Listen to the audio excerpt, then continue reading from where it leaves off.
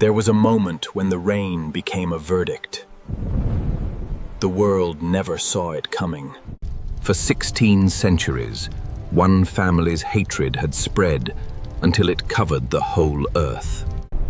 Until the God who had watched in silence finally decided he had seen enough.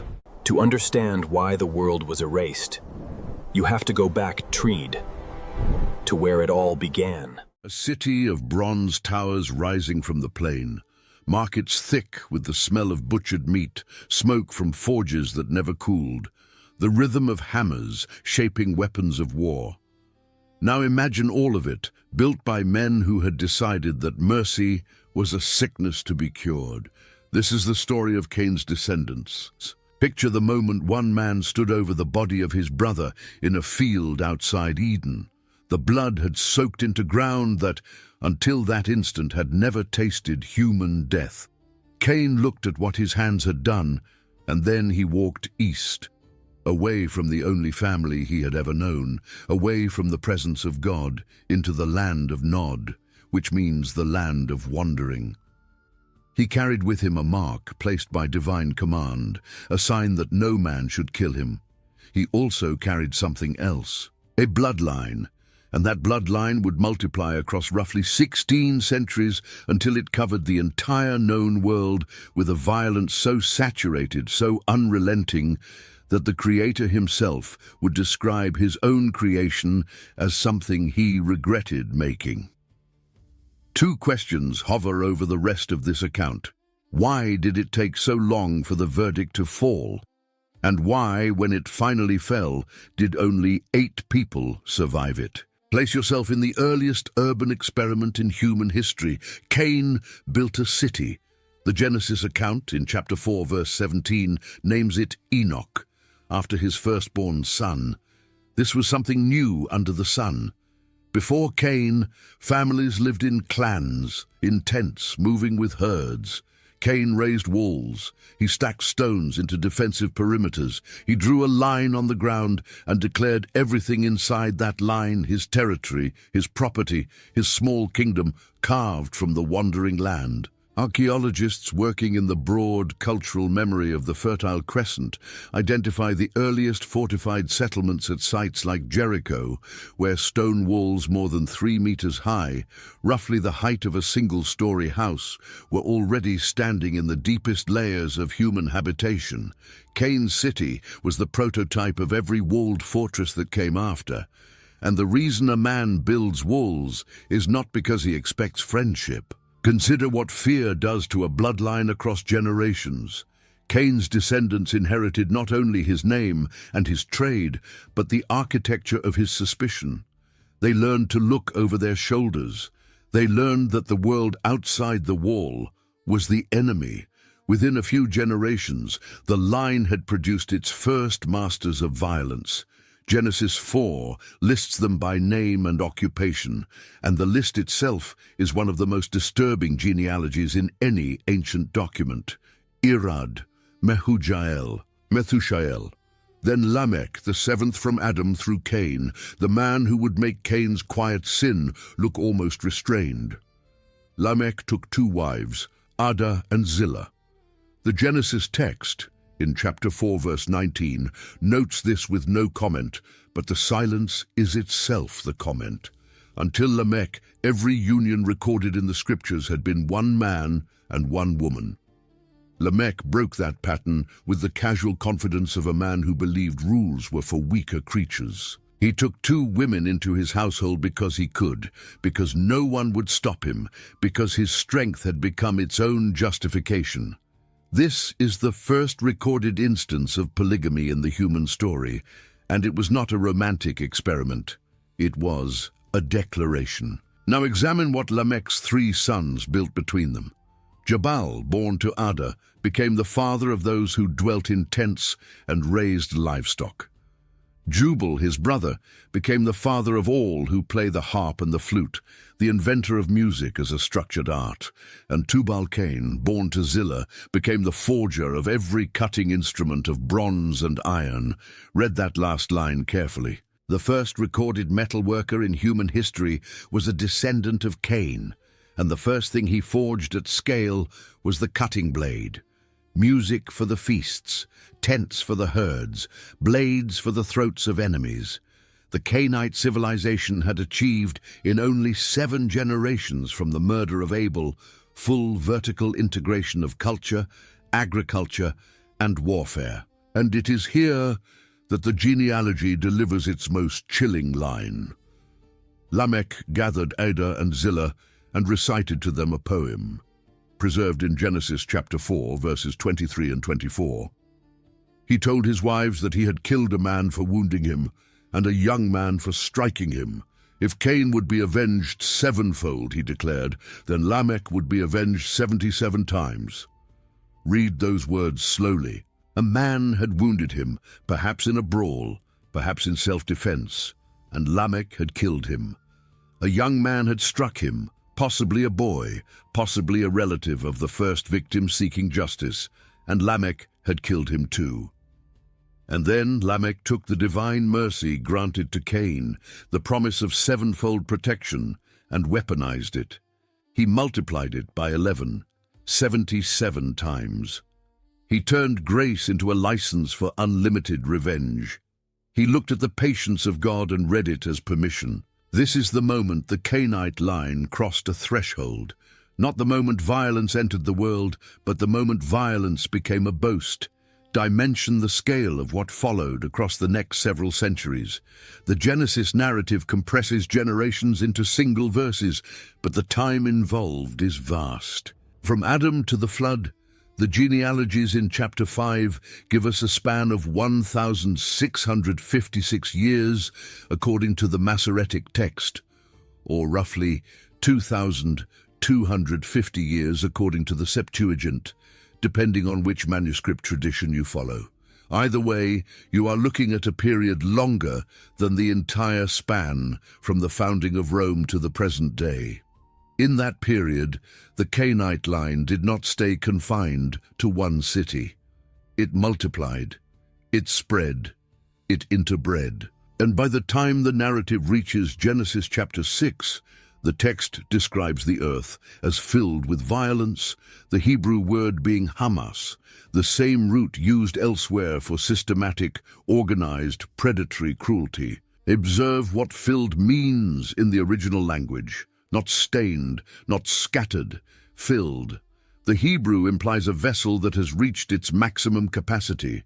The earth had become a container of violence with no room left for anything else. Every thought of the human heart, the text says in chapter 6, verse 5, was only evil continually. The word continually in Hebrew is kol hayom, all the day, not occasional violence, not selective violence. Continuous, unbroken, generational violence as the default operating system of the species. Picture daily life inside a late-period Cainite city. Walk the streets at dawn. The forges are already lit because the demand for weapons never slows. Tubal-Cain's descendants have refined the craft across hundreds of years. They smelt copper at temperatures above 1,080 degrees Celsius, then alloy it with tin to produce bronze, a metal harder than anything Abel ever held. A skilled smith can shape a sword in roughly 3 working days, a spearhead in less than half a day. The marketplace at the city gate is moving these blades by the cartload. There is no industry more profitable than the industry of killing. Walk further into the city, listen to the music. Jubal's heirs have multiplied his invention into dozens of instruments. The flute carved from reed, the harp strung with sinew, the drum stretched with the hide of animals butchered yesterday. And the music is not gentle. It is loud, rhythmic, made to accompany feasts where men drink fermented grain wine until their reflexes vanish, then settle disputes with the blades they purchased that morning. Archaeologists studying skeletal remains from the early Bronze Age across the Levant and Mesopotamia have documented blunt force and sharp force trauma in roughly 1 out of every 3 adult male skulls excavated from urban sites of the period. 1 in 3. That is not the statistic of an occasionally violent society. That is the statistic of a society where violence was the leading cause of death for any man who reached his 20s. Acknowledge the women. The Genesis narrative is sparse about them, but the implications are unavoidable. Lamech had set the cultural precedent of polygamy roughly 12 generations before the flood, and by the late period, the practice had spread. Powerful men took many wives. Less powerful men took fewer. Weak men took none. Women in this system were not partners. They were assets, accumulated like cattle, traded like grain, and protected by whatever walls their owners could afford to build. The genealogies in Genesis 4 list men. The women appear only when their names matter for the violence to come. This silence is itself a record of what their lives must have been. Acknowledge the children. In a culture where the average warlord might gather 4 or 5 wives, the surplus of unmarried males in each generation became a permanent destabilizer. Surplus men in any honor-based society do one of 2 things. They die young or they kill young. Cainite culture had structured itself, perhaps without ever intending to, around an endless supply of young men with no future except the blade. The pattern reproduced itself every 25 years, faster than any forge could meet demand. And it is here, in chapter 6, verses 1 and 2, that the narrative introduces its most disturbing element. The sons of God saw the daughters of men, that they were fair, and they took them wives of all which they chose. The Hebrew phrase Bene Ha-Elohim, sons of God, has been interpreted across 3,000 years of commentary in 3 principal ways. Some readers identify them with the godly line of Seth intermarrying with the corrupt line of Cain. Others read them as human rulers and tyrants, the kings of the period, taking wives by force. The oldest interpretation, attested in the Book of Enoch, and in early Jewish and Christian writers like Justin Martyr and Tertullian, identifies them with fallen angels, spirit beings who crossed a boundary they were never meant to cross. The text refuses to settle the debate, but it tells you the result. The offspring of these unions were called the Nephilim, which in Hebrew carries the root meaning of fallen ones, or those who cause others to fall. They were, the narrative says in chapter 6, verse 4, the mighty men of old, the men of renown. Mighty in the original is Gibborim, the same word used for the warriors of David's army. Renown is Anshe Hashem, men of the name, meaning their reputations preceded them. They were the ones whose stories were told around fires, the ones whose victories were carved into stone, the ones whose violence had become legendary. Calculate what legendary violence means in a world without writing as a general technology. For a man's reputation to spread across a region in an age before mass communication, his crimes had to be spectacular. They had to be witnessed, retold, exaggerated, and feared across days and weeks of travel by traders and refugees. The Nephilim were the ones whose names made grown men go quiet at the mention of them. They were the apex of the Cainite project, the full expression of what Lamech had begun when he turned a poem about vengeance into a household creed. And now examine the cost to the rest of humanity. There were still descendants of Seth alive in this period. The genealogy in Genesis 5 preserves their names: Enosh, Kenan, Mahalalel, Jared, Enoch the prophet, Methuselah, Lamech the father of Noah, and finally Noah himself. The line of Seth had not vanished. It had simply been overrun. By the time of Noah, the text in chapter 6, verse 9, describes him as a just man, perfect in his generations, and one who walked with God. The phrase "in his generations" is the crucial one. It does not mean Noah was perfect by absolute standards. It means he was the only one left who was even recognizable as righteous within the cultural moment he inhabited. Imagine the isolation of that. Noah lived in a world where every neighbor was likely armed, every transaction likely required a witness with a weapon, every daughter likely had to be guarded, every son likely had to be trained to defend himself before he was old enough to read the stars. And in that world, Noah received a command that would have sounded like madness to anyone he tried to explain it to. Build a ship on dry land, larger than any vessel that had ever been constructed, for a flood that had never been seen. Quantify the project. The Genesis text in chapter 6, verse 15 gives the dimensions of the ark in cubits. 300 cubits in length, 50 cubits in width, 30 cubits in height.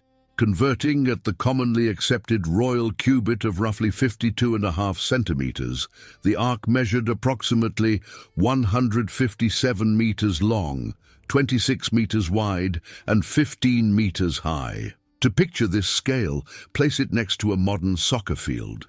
The ark would have stretched from one goal line to nearly 50 meters past the opposite goal line. It would have stood as tall as a 5-story building. Its total displacement volume came to roughly 43,000 cubic meters, comparable to the cargo capacity of a mid-sized modern container ship. And Noah, the narrative implies, built it largely with the labor of his own household. His 3 sons, Shem, Ham, and Japheth, were old enough to work alongside him, but the workforce was small. The timber alone, gopher wood, according to the text, would have required the felling and curing of thousands of mature trees. The pitch to seal the seams, mentioned in chapter 6, verse 14, had to be sourced, melted, applied to every joint inside and outside, then renewed as the wood expanded and contracted across seasons. Acknowledge how long this took. The text gives a window of 120 years in chapter 6, verse 3, during which the divine patience was actively waiting. Noah was 600 years old when the flood came, according to chapter 7, verse 6. He had begun receiving the command and likely begun construction at some point during the century before. For roughly 100 years, while his neighbors built bronze blades, Noah built a wooden ship. While they composed war songs, he hammered planks. While they multiplied their wives, he kept one. While they perfected revenge, he prepared for rescue. 100 years. Picture the moment a Cainite warrior, perhaps a descendant of Tubal Cain, working the forge his ancestor had invented, walked past Noah's construction site for the 100th time. The ship was visibly larger than the year before. Noah was visibly older. Neither fact had moved any of them to change a single habit. The Genesis narrative does not record dialogue between Noah and his neighbors, but the Apostle Peter, writing roughly 2,000 years later, would describe Noah in his second epistle, chapter 2, verse 5, as a preacher of righteousness. Noah had spoken, they had heard, they had laughed, and then the rain came. The text in chapter 7, verse 11, gives the precise date in the patriarchal calendar. In the 600th year of Noah's life, in the 2nd month, on the 17th day of the month, the same day were all the fountains of the great deep broken up, and the windows of heaven were opened. 2 simultaneous catastrophes, water erupting from below, water descending from above. The rain fell for 40 days and 40 nights. The waters prevailed upon the earth for 150 days, according to chapter 7, verse 24, before they began to abate. Quantify the destruction in human terms. Conservative estimates based on the lifespans recorded in Genesis 5 and the multiplication rates implied by polygamy across 16 centuries place the global human population at the time of the flood somewhere between several hundred million and well over 1 billion souls. Every one of them, except 8 people, perished. 8. Noah, his wife, his 3 sons, and the wives of those 3 sons. That is the entire surviving census of the human species after the waters did their work. Genesis 7 verse 23 states it with terrifying compression. Every living substance was destroyed, which was upon the face of the ground, both man and cattle, and the creeping things, and the fowl of the heaven. They were destroyed from the earth. And Noah only remained alive, and they that were with him in the ark. Consider what those 150 days inside the ark must have felt like. The motion of the water beneath the hull, never still.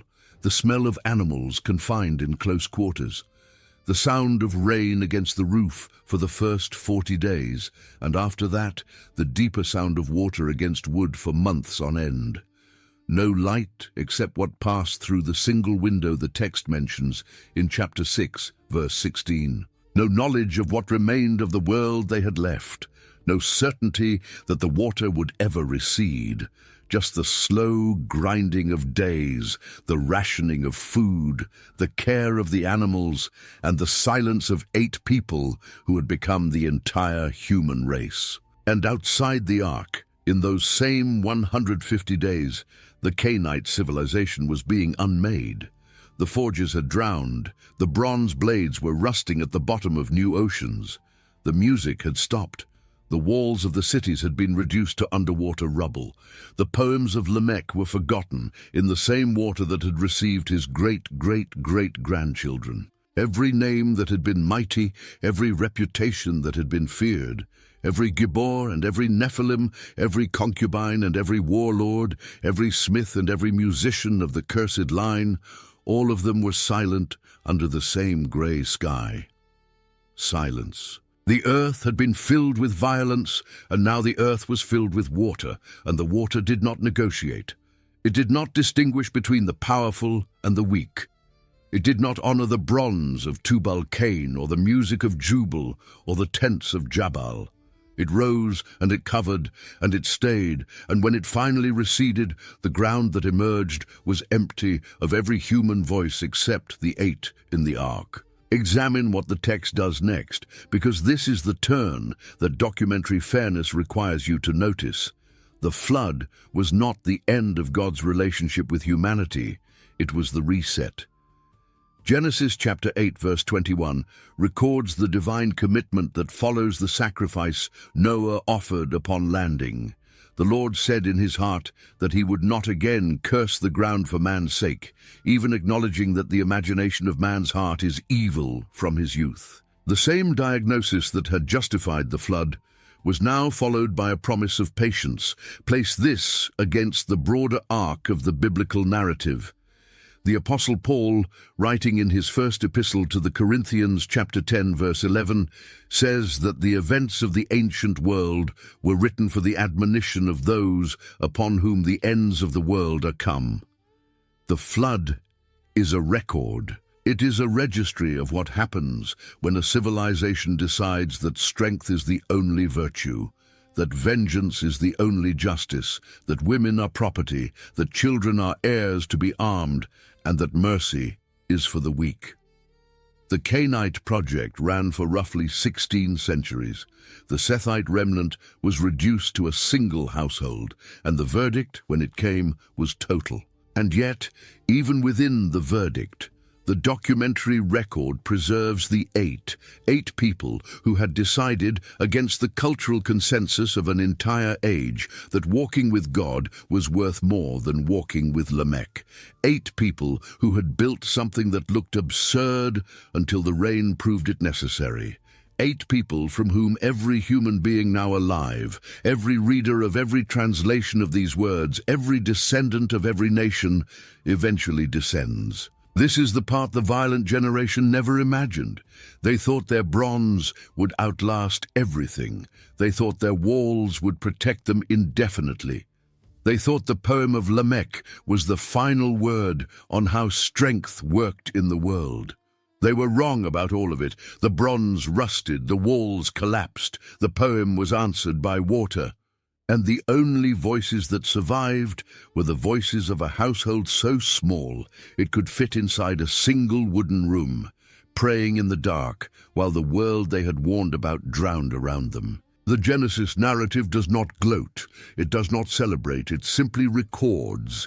And when it has finished recording, it leaves you with a verdict the text itself never restates aloud, because it does not have to. The descendants of Cain built a civilization on the conviction that they could kill without consequence. The flood demonstrated across the entire surface of the earth that the consequence had only been delayed. Every empire built since has carried that demonstration in its memory, whether it admitted the source or not. The lesson did not require belief to be effective. It required only that the species pay attention to what the water had said. Some generations have paid attention, some have not. The pattern of the Cainite city, the walls, the weapons, the women as property, the violence as boast, has returned in different costumes in every century since the Ark came to rest on the mountains of Ararat.